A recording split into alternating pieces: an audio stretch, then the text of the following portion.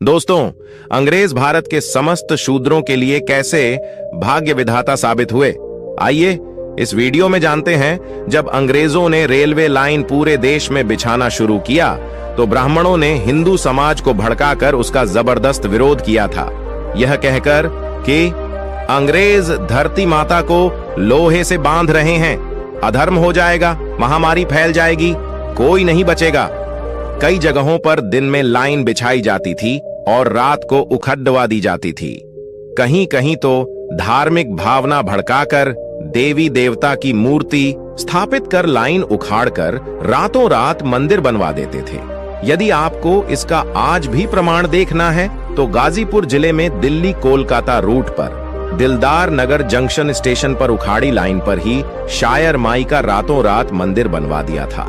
अंधविश्वासी जनता के जबरदस्त विरोध के कारण अंग्रेज मंदिर नहीं हटावा पाए थे, इसलिए ट्रैक को उन्हें मोड़ना पड़ा।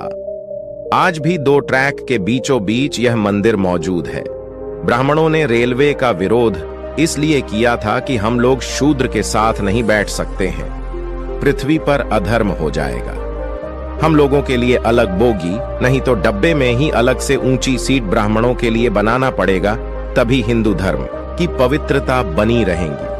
ब्राह्मणों के विरोध के बावजूद अंग्रेजों ने रेलवे के रूप में बहुत बड़ा उपक्रम भारतीयों को दिया, एक नरबली, जो कि शूद्रों की दी जाती थी। अंग्रेजों ने इसे रोकने के लिए 1830 में कानून बनाया था। 2 ब्राह्मण जज पर रोक। सन 1919 ईस्वी में अंग्रेजों ने ब्राह्मणों के जज बनने पर रोक लगा दी थी। अंग्रेजों ने कहा था कि इनका चरित्र न्यायिक नहीं होता है। 3 शासन में ब्राह्मण को शासन व्यवस्था पर ब्राह्मणों का 100% तक कब्जा था। अंग्रेजों ने इन्हें 2.5% पर लाकर खड़ा कर दिया था। 4 संपत्ति का अधिकार। अंग्रेजों ने अधिनियम 11 के तहत शूद्रों को 1703 ईस्वी में संपत्ति रखने का अधिकार दिया था। 5 देवदासी प्रथा अंग्रेजों ने ही बंद कराई। इस प्रथा में यह होता था कि शूद्र समाज की लड़कियां मंदिरों में देवदासी के रूप में रहती थीं। पंडा पुजारी उनके साथ छोटी उम्र में बलात्कार करना शुरू कर देते थे और उनसे जो बच्चा पैदा होता था उसे हरिजन कहते थे। 6 नववधू शुद्धिकरण प्रथा। सन 1819 से पहले किसी शूद्र की शादी होती थी तो ब्राह्मण उसका शुद्धिकरण करने के लिए नववधू को 3 दिन अपने पास रखते थे, उसके उपरांत उसको घर भेजते थे। इस प्रथा को अंग्रेजों ने 1819 ईस्वी में बंद करवाया। 7 चरक पूजा अंग्रेजों ने 1868 ईस्वी में बंद कराई। इसमें यह होता था कि कोई पुल या भवन बनने पर शूद्रों की बलि दी जाती थी। 8 गंगादान प्रथा। शूद्रों के पहले लड़के को ब्राह्मण गंगा में दान करवा दिया करते थे, क्योंकि वह जानते थे कि पहला बच्चा हृष्ट पुष्ट होता है, इसीलिए उसको गंगा में दान करवा दिया करते थे। अंग्रेजों ने इस प्रथा को रोकने के लिए 1835 में एक कानून बनाया था। 9 कुर्सी का अधिकार शूद्रों को अंग्रेजों ने 1835 ईस्वी में कुर्सी पर बैठने का अधिकार दिया था। इससे पहले शूद्र कुर्सी पर नहीं बैठ सकते थे। 10 शिक्षा का अधिकार अंग्रेजों ने सबके लिए शिक्षा का दरवाजा खोले।